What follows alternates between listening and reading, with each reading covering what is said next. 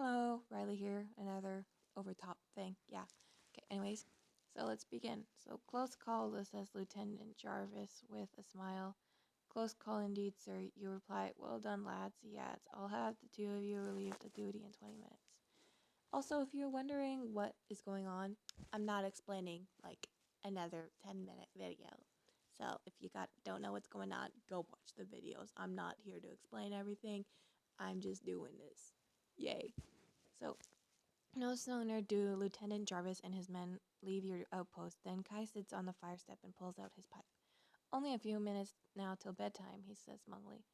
Let's just hope the Germans can call it night too, you reply uneasily. The next 10 minutes are uneventful.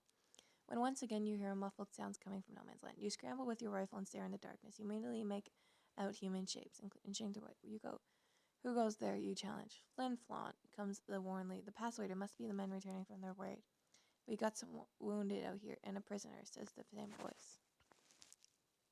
A then a flare coming from the German lines flies high into the sky and makes the entire landscape, and there you can clearly make out the shapes of 4 men 20 meters away who slips inside a large crater high. Suddenly a German machine gun opens up and you see bullets spraying the entire air. Before long you hear the sound of mortar fire and the resulting shell blast near the crater's edge. You realize that it might just be a matter of seconds before the men are all cut to pieces.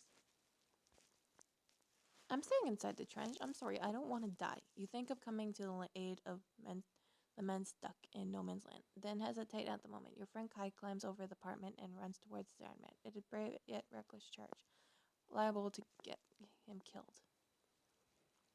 Just before he reaches the crater's lip, you notice another soldier coming from the hole with one wounded man over his shoulder.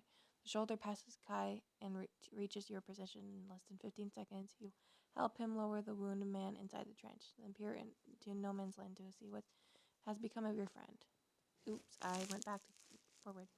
The fire from the German mortars have doubled intensely, and through the smoke you finally see Kai emerging alone from the crater. Miraculously, he succeeded in returning to the trenches without so much as a scratch. Meanwhile, Lieutenant Jarvis and a handful of men had arrived on the scene. You both had enough action for tonight, he declares if you two go over to your dugout and get some shut-eye. Tired and weary, you stumble back towards your dugout, where the two of you slump into your coats and quickly fall asleep. The next day is cloudy and cool again. You follow daily routine, trench warfare, stand to before dawn. Stand down an hour later, a quick shave, breakfast, inspection, and an entire day of standing alone along the front fire steps, waiting for a German attack. Finally, by the afternoon, most of the men are dismissed and allowed to return to their bunks.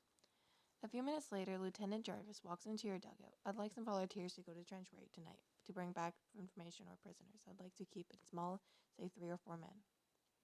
You have heard many stories about trench raids on German lines, and out of the men who have taken part in them with the very high casualties that much raid entail, you are not overly keen on going.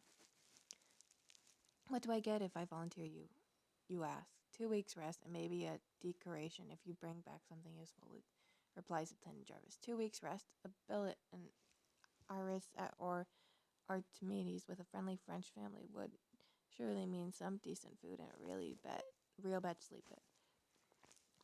Your friend Kai raises his hand and offers to go on the raid. Sergeant Vikers also volunteers to go, and looking your way says, "Come on, Lloyd, if I'm going to go over the top, I'd like to have you with me." Look, I'm a wimp, okay? I'm not going. Sorry, Kai, old buddy, but I don't feel so lucky today, he say.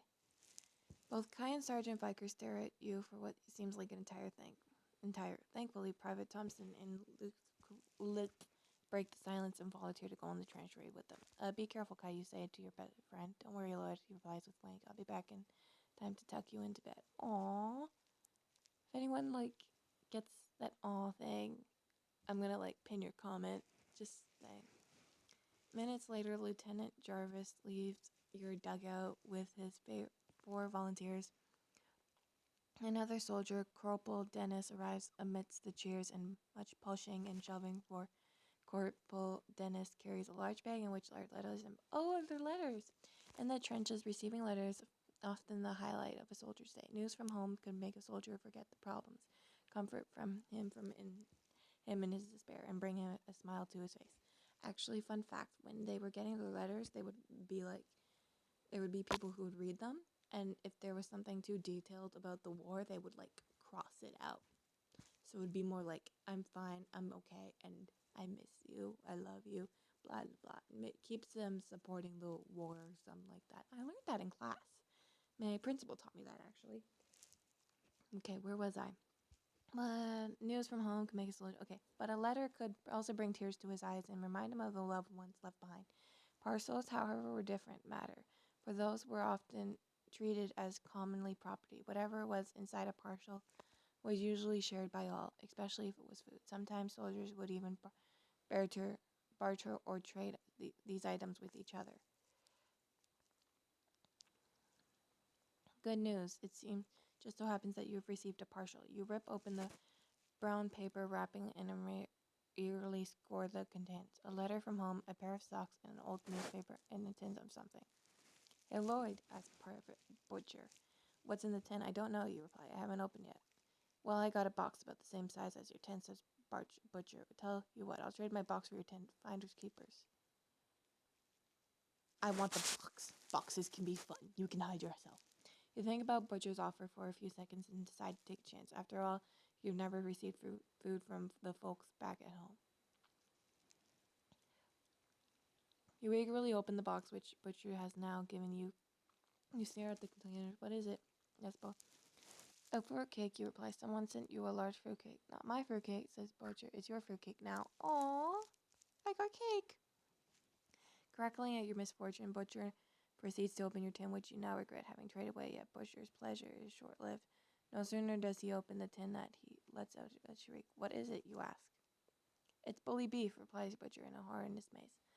The same slop the army gives you a day in and day out. What kind of parents would send their son a can of bully beef? Not my bully beef, you reply amidst peals of laughter from your comrades. It's your bully beef now. I got the better deal. Sweet.